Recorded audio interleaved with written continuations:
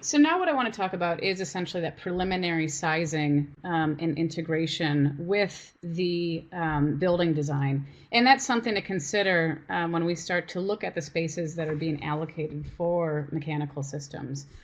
And as noted before, so we talked about that the mechanical engineer is actually going to be the one who's responsible for verifying the equipment and the sizing and for designing that system. And so what the architect, what their role is they really should, kind of have a conversation with the mechanical engineer to discuss what their wishes are for the project, whether or not they want to, maybe incorporate more sustainable types of systems, but really, communicating what their goals are. And then what the mechanical engineer is going to do is they'll take that, they will verify that equipment and the sizing, and then they'll actually sign and seal their drawings. And so they're responsible for their work.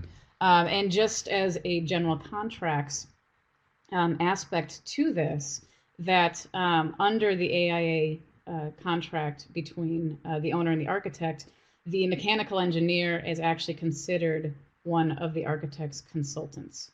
So it is noted that the MEP engineer, the mechanical, electrical, and plumbing engineer, is considered a consultant as well as a structural engineer. And so they are very much part of the team almost all the time if you're doing that type of project.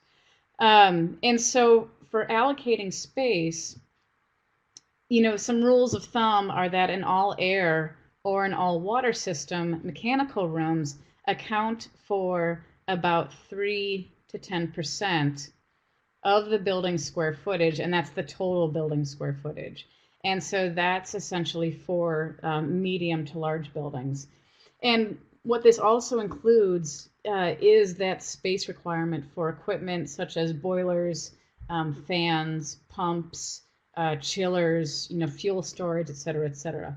And that equipment, right, again, is for these medium to large buildings. And so that's when you're most likely going to get the equipment such as, large boilers and chillers and cooling towers, et cetera, et cetera. With an all water system, okay, the mechanical space only accounts for about 1 to 3% of the total floor area. And so that might be, why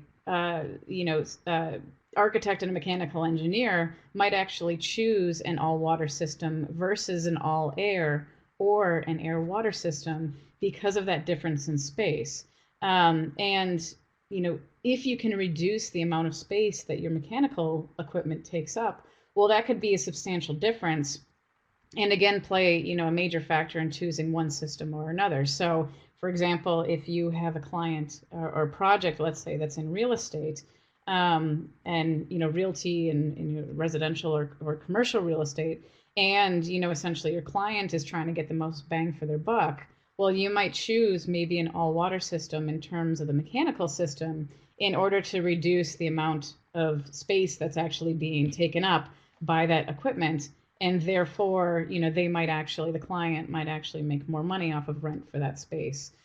So those are also some considerations too as well. Another consideration is, the clearance needed and or required around certain equipment that can affect that allocated space for the equipment, or it may actually require a different layout, of the equipment. And so if you look at mechanical equipment specs, oftentimes if you see a diagram of whatever that unit is, okay, they will give clearances around it for maintenance.